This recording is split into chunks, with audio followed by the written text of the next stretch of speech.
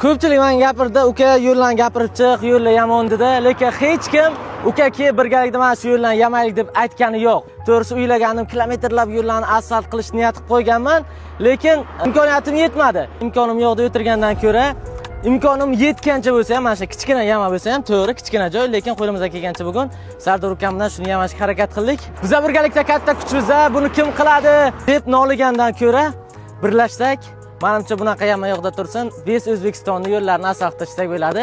Bizga yordaminglar kerak. Yana qayerda yama bor, kommentariyga yozib ketinglar, biz borib albatta o'shani yamaymiz. Sog' bo'linglar.